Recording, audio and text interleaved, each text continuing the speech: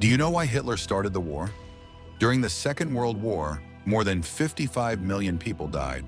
And in this video, you will learn the real reasons why Hitler started this terrible war. Overturning the humiliation of the Treaty of Versailles. Perhaps the most foundational and consistently cited motivation for Hitler and the Nazi Party was the burning desire to dismantle the Treaty of Versailles, the peace settlement imposed on Germany by the victorious Allied powers after World War I. Signed in 1919, the treaty was widely perceived within Germany not as a just peace, but as a diktat, a dictated peace designed to cripple and humiliate the nation. Hitler skillfully exploited this deep-seated national resentment throughout his rise to power, promising to shred the treaty and restore Germany's strength and pride. Several key provisions fueled this outrage. Article 231, the infamous War Guilt Clause, forced Germany to accept sole responsibility for starting World War I, a declaration seen as profoundly unfair and dishonorable by most Germans. Harsh reparations payments were imposed, burdening the already struggling German economy and contributing to hyperinflation in the early 1920s. Severe military restrictions limited the German army to 100,000 men, drastically curtailed its navy, and forbade an air force, submarines, and tanks, effectively neutering Germany's defensive capabilities and international standing. Significant territories were stripped away. Alsace-Lorraine was returned to France, Eupen-Malmedy to Belgium, northern Schleswig to Denmark, and substantial eastern lands, West Prussia, Posen, parts of Upper Silesia, were given to the newly reconstituted Poland, creating the Polish Corridor, which separated East Prussia from the rest of Germany and placed the predominantly German city of Danzig under League of Nations administration. The Saar region was placed under League control for 15 years, and the Rhineland was permanently demilitarized, meaning Germany could not station troops in its own Western industrial heartland. Furthermore, Germany lost all its overseas colonies.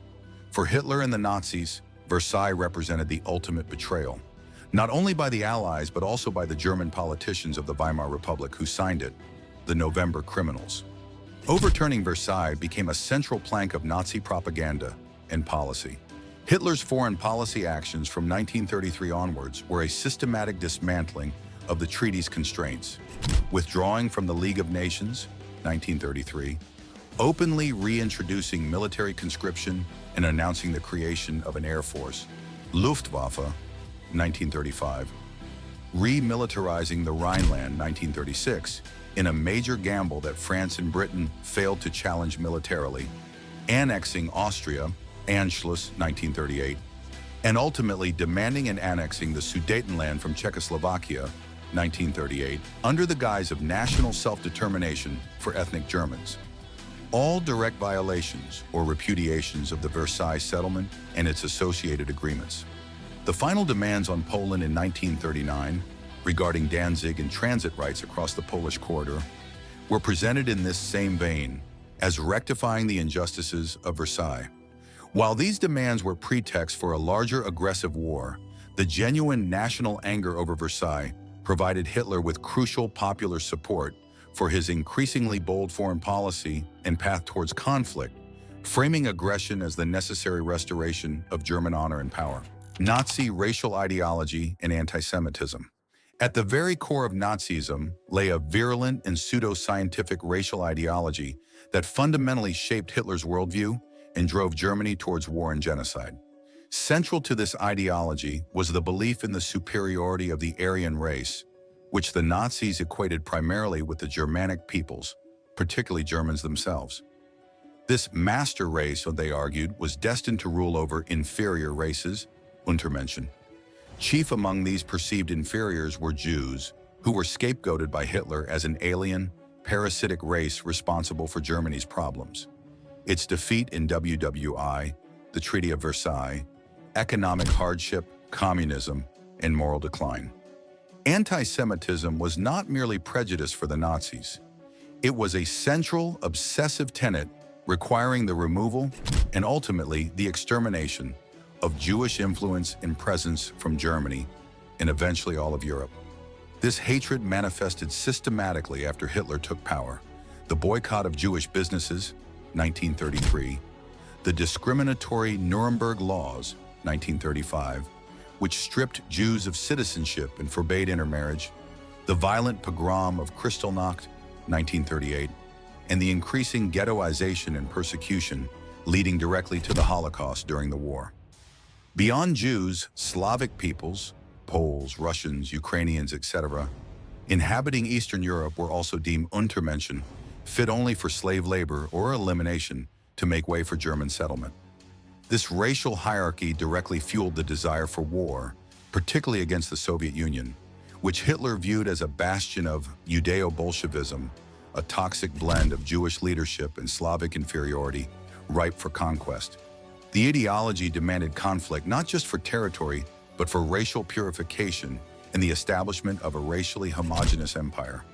The concept of the Volksgemeinschaft, people's community, was predicated on excluding those deemed racially or biologically unfit.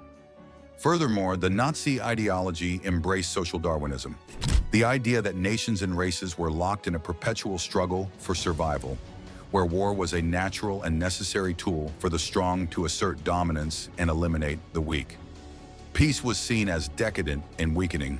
Struggle and conflict were glorified as expressions of national vitality. This inherently militaristic and supremacist worldview made war not just a policy option, but an ideological imperative, a necessary means to achieve the Nazi vision of a racially pure, dominant German Reich. The persecution of minorities within Germany was thus intrinsically linked to the aggressive foreign policy aimed at conquering and racially restructuring Europe. The quest for Lebensraum, living space, explicitly outlined by Hitler in his manifesto Mein Kampf, My Struggle, and a cornerstone of Nazi foreign policy, the concept of Lebensraum was the doctrine advocating for Germany's territorial expansion into Eastern Europe to acquire vast new lands for German settlement. Hitler believed Germany was overpopulated and lacked the necessary land, food resources, and raw materials within its existing borders to sustain the Aryan master race and achieve economic self-sufficiency, autarky. He explicitly rejected the idea of regaining former overseas colonies as insufficient. Instead, he looked eastward towards Poland, Ukraine, and European Russia. These lands, inhabited predominantly by Slavic peoples whom Nazi ideology deemed racially inferior, were seen as ripe for conquest. The Lebensraum policy envisioned a brutal process. Germany would wage war to seize these territories, forcibly remove, enslave, or exterminate the existing populations, Slavs and Jews, and then Germanize the land by settling it with German farmers and colonists. This expansion would provide Germany with agricultural land, breadbasket of Ukraine, vital resources, oil, coal, minerals, and physical space for its population to grow, ensuring the Reich's long-term dominance in Europe. This was not merely about adjusting borders or regaining territories lost under Versailles. It was a far more radical and brutal plan for racial colonization and empire building on a continental scale. The quest for Lebensraum inherently required a major war, particularly against Poland and the Soviet Union.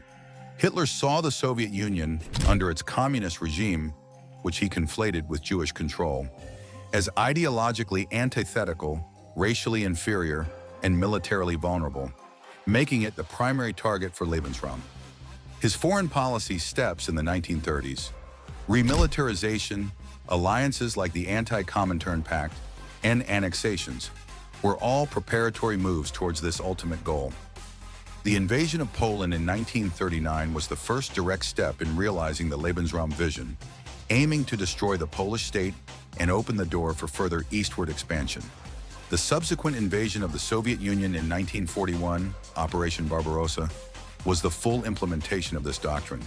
Therefore, the pursuit of Lebensraum was not a peripheral aim, but a central driving motivation for Hitler's war, providing a clear geopolitical objective rooted in racist ideology and necessitating large-scale military aggression and conquest in Eastern Europe. Aggressive expansionist foreign policy and remilitarization. Hitler did not stumble into war. He pursued a deliberate, incremental, and increasingly aggressive foreign policy throughout the 1930s, designed to achieve his aims of overturning Versailles, acquiring Lebensraum, and establishing German hegemony in Europe. This policy was predicated on rebuilding Germany's military strength, remilitarization, in defiance of the Treaty of Versailles. From the moment he gained power in 1933, resources were poured into rearmament, initially in secret, then openly, reintroducing conscription in 1935, launching new battleships, developing tanks and aircraft, all signaled Germany's intent to use force or the threat of force to achieve its goals. Each foreign policy move was a calculated gamble, testing the resolve of the Western powers, Britain and France. The remilitarization of the Rhineland in 1936 was a crucial turning point. When Britain and France failed to react militarily, Hitler grew convinced they lacked the will to stop him. This emboldened him to proceed with further aggression. The Anschluss, annexation of Austria, in March 1938, achieved through political pressure and the threat of invasion, united Germany and Austria, violating Versailles and incorporating millions more ethnic Germans into the Reich. Later that year, Hitler manufactured a crisis over the Sudetenland, the German-speaking border regions of Czechoslovakia. Through brinkmanship and exploiting the Allied policy of appeasement, he secured the Sudetenland at the Munich Conference in September 1938, effectively dismantling Czechoslovakia's defenses. Britain and France hoped this would satisfy his demands, but Hitler saw it merely as another successful step. In March 1939, he broke the Munich Agreement entirely by invading and occupying the rest of Czechoslovakia, Bohemia, and Moravia, demonstrating that his ambitions went far beyond unifying ethnic Germans. This action finally convinced Britain and France that Hitler could not be appeased and led them to issue guarantees to Poland, the next obvious target. Throughout the spring and summer of 1939, Hitler escalated demands on Poland regarding Danzig and the Polish corridor, using them as a pretext while planning for invasion. The signing of the Molotov-Ribbentrop Pact, Nazi-Soviet Non-Aggression Pact, in August 1939 was the final key step, neutralizing the threat of a two-front war, at least temporarily, and secretly carving up Poland and Eastern Europe between Germany and the USSR. This calculated step-by-step expansionism, backed by rapidly growing military power and fueled by the inaction of other powers, created an irreversible momentum towards war. The invasion of Poland on September 1, 1939, was the logical culmination of this aggressive policy. Consolidation of dictatorial power and domestic factors. Hitler's ability to pursue his radical foreign policy goals and ultimately launch a major war was contingent upon his successful consolidation of absolute power within Germany. Upon becoming chancellor in January 1933, he moved rapidly to dismantle the democratic Weimar Republic and establish a totalitarian dictatorship. Key events like the Reichstag Fire Decree and the Enabling Act of 1933 effectively suspended civil liberties and granted Hitler dictatorial powers, allowing him to govern by decree. Opposition parties were banned or dissolved, trade unions were suppressed, and the Nazi Party became the sole legal political entity. The Gleichschaltung coordination process brought virtually all aspects of German society, media, education, culture, youth organizations, under Nazi control. Potential internal rivals within the Nazi Party itself were eliminated during the Night of the Long Knives in 1934. Upon President Hindenburg's death later that year, Hitler combined the offices of Chancellor and President, becoming the undisputed Führer, leader of Germany, with the armed forces swearing an oath of personal loyalty to him. This absolute control ensured that Hitler could implement his extreme ideological agenda, including massive rearmament and aggressive foreign policy, without significant internal opposition or constitutional constraints. Furthermore, domestic factors were manipulated to support the drive towards war. Nazi propaganda, masterminded by Joseph Goebbels, relentlessly promoted nationalism, militarism, racial hatred, and the Führer cult, preparing the German population psychologically for sacrifice and conflict. Early foreign policy successes, like the remilitarization of the Rhineland and the Anschluss, were hailed as triumphs that restored German pride and boosted Hitler's immense popularity, reinforcing his authority. The massive rearmament program also helped combat the high unemployment left by the Great Depression, providing jobs and stimulating the economy, which further solidified public support for the regime, although it placed the economy on a footing that increasingly required resources obtainable only through conquest. Hitler understood that maintaining momentum and delivering foreign policy victories was crucial for the stability and popularity of his regime. This created a dynamic where domestic political consolidation enabled aggressive foreign policy, and successful foreign aggression, in turn, strengthened Hitler's position at home, creating a feedback loop that propelled Germany relentlessly towards war. In conclusion, the outbreak of World War II in Europe was not accidental, but the result of deliberate actions driven by the specific ideology and ambitions of Adolf Hitler and the Nazi regime.